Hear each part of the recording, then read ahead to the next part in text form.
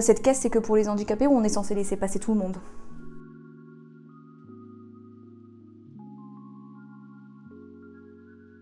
Bonjour, moi c'est Amélie, j'ai 21 ans. J'ai le SAID, le syndrome des nerfs dans l'os. C'est une maladie qui atteint le tissu conjonctif. Le tissu conjonctif, c'est 80% de notre corps, donc ça peut atteindre tous les organes. C'est aussi une maladie génétique, moi je l'ai eue par mes parents. Donc ça fait que je pourrais aussi le transmettre si j'avais des enfants. Pour les symptômes, c'est beaucoup de douleurs, des douleurs quotidiennes. C'est une maladie qu'on peut jamais oublier, on y pense tout le temps, qu'on le veuille ou non. Des douleurs musculaires, internes en fait, comme si des fois on mettait des coups par exemple, ou des décharges électriques. Des crampes aussi. Beaucoup de douleurs par exemple aux genoux, aux articulations en général. Puis beaucoup de fatigue aussi.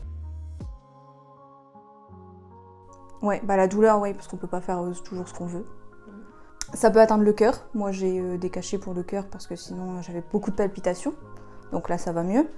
Je prends aussi des cachets maintenant pour tout ce qui est douleurs neuropathiques. Parce qu'avant j'avais beaucoup de moments où j'étais comme paralysée. J'arrivais plus à bouger. Donc je devais demander à mon conjoint de me lever, de monter les escaliers avec moi, etc. J'avais l'impression que j'arrivais plus à bouger, comme si mon corps il était super lourd. Donc maintenant ça va un peu mieux, mais ça peut toujours être handicapant. Ce qui me vient en premier, c'est le sport.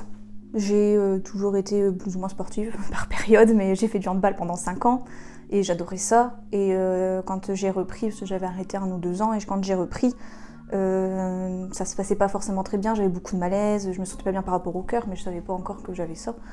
Donc ouais, des fois je me dis j'aimerais bien faire du sport, et puis j'essaye, et puis je me dis non, il y a trop de choses qui bougent, ça fait trop mal, c'est bizarre, ou alors je fais des malaises, enfin des trucs comme ça. Donc ouais, le sport, des fois le fait de sortir, des fois je me dis oh, j'aimerais bien faire ça, oh, mais je vais pas me sentir bien. Mais c'est aussi parce que je pourrais avoir un fauteuil roulant, mais c'est dur d'accepter de prendre le fauteuil roulant et de montrer aux gens qu'on a besoin d'un fauteuil roulant pour bouger. Donc ça peut être un frein, ouais. J'ai été reconnue par la MDPH, la Maison départementale des personnes handicapées. Je suis reconnue comme étant handicapée à entre 50% et 80%, donc je peux marcher, etc., mais j'ai des difficultés. Et donc j'ai une carte qui me permet de passer devant les gens quand il y a des queues, etc., ou de pouvoir m'asseoir, par exemple. La première fois que je l'ai utilisée, j'ai eu de types de remarques comme cette caisse, c'est que pour les handicapés ou on est censé laisser passer tout le monde. Donc c'est... quand c'est la première fois, parce que c'est différent entre... Déjà, c'est très difficile d'accepter la maladie, d'accepter de ne plus pouvoir faire certaines choses, d'avoir un avenir plus ou moins limité. Et en plus, déjà, c'est difficile donc d'accepter pour soi, mais c'est encore plus difficile de le montrer aux gens, en fait. Parce que forcément, c'est invisible, ça se voit pas, et on n'a pas envie que ça se voit forcément. Et quand on ose enfin le montrer, avoir ce genre de réflexion, c'est dur. On le voit pas, c'est pas si grave que ça du coup. Donc faut pas être feignant, quand on veut on peut, ça c'est le pire. Oh si tu veux tu peux, oh fais un effort, ce genre de truc. Les gens en général connaissent pas forcément le SAID parce que c'est assez rare, ou y a beaucoup de faux diagnostics, donc c'est dur de faire reconnaître la maladie. Pour les médecins, beaucoup de médecins pensent que c'est dans notre tête. Ça, souvent, ça revient. Vu que c'est invisible, et en plus, c'est pas une maladie qui peut se voir avec les scanners, avec les IRM, etc. C'est très difficile, du coup, de le diagnostiquer. Ça, c'est dur. Surtout quand on a envie... on sait qu'il y a quelque chose qui va pas, et entendre c'est dans la tête, c'est dans la tête, c'est de la part des médecins qui sont censés normalement aider, c'est très dur.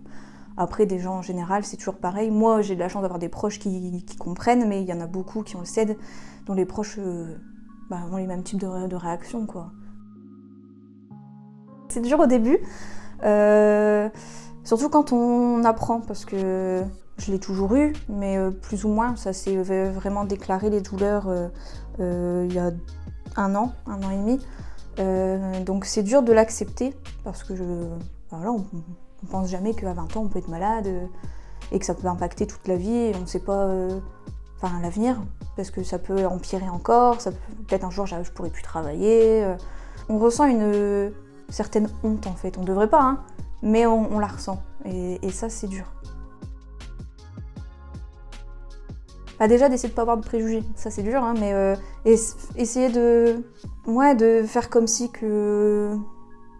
Bon, on sait rien, et on essaye de comprendre. En fait, il faut essayer de comprendre, il faut être compréhensif, il faut poser des questions. Il faut pas avoir peur de poser des questions, parce que on va pas mettre la personne forcément mal à l'aise, ou si on voit qu'on la met mal à l'aise, bon, on n'en pose plus, mais généralement on met pas mal à l'aise, parce que ça fait du bien de voir que ça intéresse certaines personnes et qu'ils essayent de comprendre. Donc essayer de comprendre les gens et les croire.